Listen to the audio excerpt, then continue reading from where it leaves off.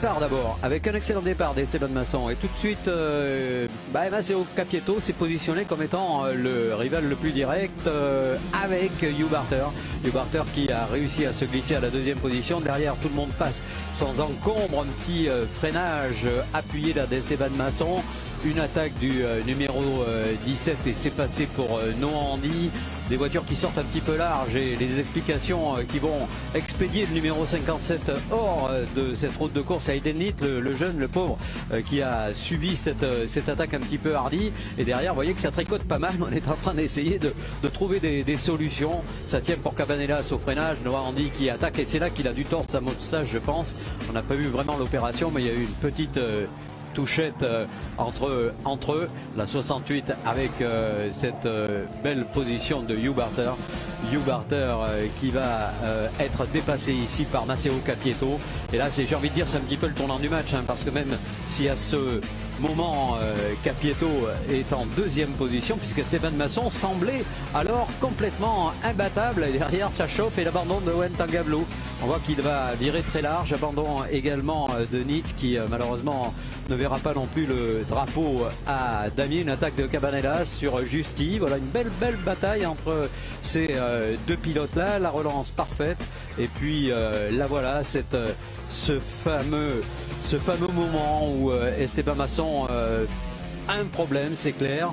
En tout cas, il va garder la quatrième position, pardon, et Maceo Capieto et cet accrochage malheureux au tout dernier moment et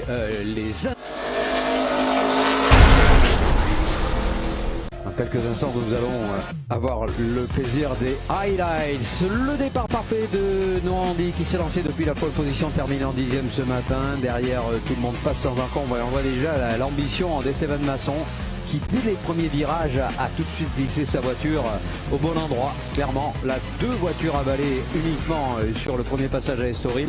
Ensuite, bien sûr, la relance après Adélaïde. Et on voit que derrière, ça frictionnait pas mal. Et parmi ces pilotes, il y avait ce groupe-là avec Daniel Ligier, avec la numéro 17 également de Noah Handy. On le revoit à l'écran d'ailleurs. Mais Noah a réussi à prendre une petite avance qui sera sans doute suffisante. Et l'attaque de Masson, attaque décisive d'Esteban Masson sur Noah Handy. Et puis ce freinage plus que tardif là pour la 68 de Hugh Barter qui va garder jusqu'au bout sa position. Et la baston dont on parlait tout à l'heure, celle entre les pilotes juniors, les tout jeunes là, ceux qui seront de la relève assurément. Barter, Ligier qui doit céder sa position et ses espoirs de podium. Et l'accrochage malheureusement entre Owen Tangablou et le pilote Capieto.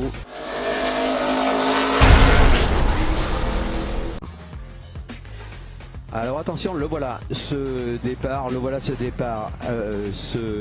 formidable réalisé par Esteban Masson. On voit que derrière Barter a été sage, il a eu une bonne trajectoire pour éviter de se faire doubler, déjà pas mal, et ensuite il a cravaché pour ensuite bien sûr aller et tenter de menacer Owen Tangablou qui lui a fait un start absolument parfait. On voit ses explications un petit peu à tous les étages, un petit peu à tous les niveaux, et l'attaque justement de Hugh Barter. Les explications n'en parlent. C'est celle entre Daniel Ligier là et Maceo Capieto. Ça se bouscule un petit peu derrière avec un premier contact sur Handy Noah. Alors bon, encore une fois, il s'est battu, hein, il a bien fait de le faire parce que ça s'est finalement avéré très payant. Et l'explication entre Barter et Owen Tangablou continue de rester à l'avantage du pilote Tangablou. L'attaque au bout de la ligne droite là pour une bataille somptueuse au sein du peloton des juniors. Et voilà la petite erreur de Noah Handy. Dommage parce qu'il pouvait, je pense, être un petit peu mieux au classement définitif. Peut-être espérer un top 5. À l'image Cabanellas, boum, et un contact encore une fois au sein de ce peloton très dissipé.